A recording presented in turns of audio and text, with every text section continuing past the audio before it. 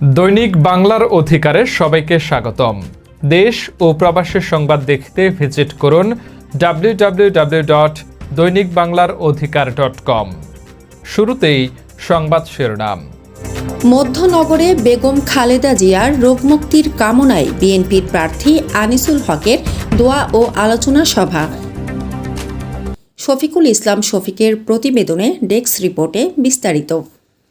দেশনেত্রী বেগম খালেদা জিয়ার রোগমুক্তি কামনায় ও আগামী রাষ্ট্র গঠনে বিএনপির ভারপ্রাপ্ত চেয়ারম্যান তারেক রহমানের ঘোষিত ৩১ দফা বাস্তবায়নে আলোচনা সভায় আনিসুল হক বলেন, বিএনপি ধানের শীষকে বিজয়ী করতে হবে। দেশের উন্নয়নের ক্ষেত্রে স্বাস্থ্য, শিক্ষা ও যোগাযোগ ব্যবস্থা উন্নত, হাওরের উড়াল সেতু নির্মাণ হবে।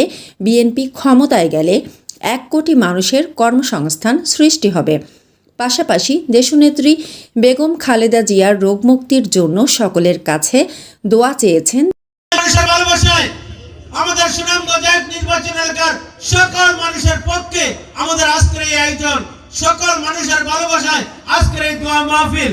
আমরা চাই মহান আল্লাহ আমাদের যে কোনো হাত থেকে কবুল করেন, আমাদের এই মাসুম বাচ্চাদের হাতকে কবুল করেন, এই মাসুম হাফিজ সাহেবদের দোয়াকে কবুল করেন, আমাদের উলামায়ে কেরামদের দোয়া কবুল করেন, এখানে মুরব্বীদের দোয়া কবুল করেন, আর মাসুম যুবক ভাইরা তাদের দোয়া কবুল করেন, আমাদের মাকে যাতে মাফ করে দেন। গত 2 দিন পূর্বেও আমি যখন সাক্ষাৎ করতে গিয়েছিলাম, খোঁজ নিতে গিয়েছিলাম এবার কেয়ার হাসপাতালে, আমরা সেখানে কথা শুনে এসেছি।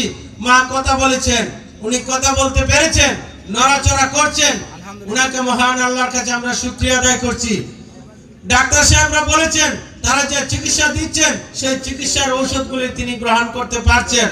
মহান আল্লাহ সেই ঔষধের উসিলায়, মহান আল্লাহ সেই গায়বী খাজনা থেকে আমাদের মাকে ফিরিয়ে দিন, আমিন।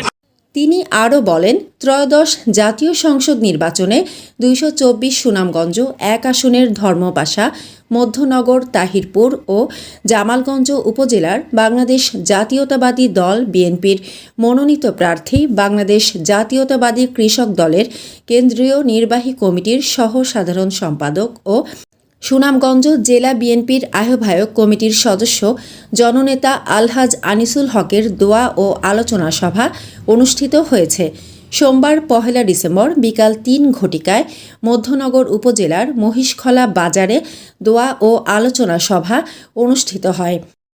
জাতীয়তাবাদী দলের সর্বস্তরের অঙ্গ সংগঠনের দূর দূরান্ত থেকে এতে সভাপতিত্ব করেন ১ নং উত্তর বংশীকুণ্ড ইউনিয়ন বিএনপির সভাপতি মুক্তার হোসেন, সঞ্চালনা করেন ১ নং উত্তর বংশীকুণ্ডা ইউনিয়ন বিএনপির সাধারণ সম্পাদক আব্দুস সালাম। বিশেষ অতিথি হিসেবে উপস্থিত ছিলেন মধ্যনগর উপজেলা বিএনপির আহ্বায়ক আবে হায়াত, প্রথম যুগ্ম আহ্বায়ক আব্দুল কায়ুম মজনু, দ্বিতীয় যুগ্ম আহ্বায়ক আবুল বাশার, তৃতীয় যুগ্ম আহ্বায়ক মোহাম্মদ মোশাহিদ তালুকদার।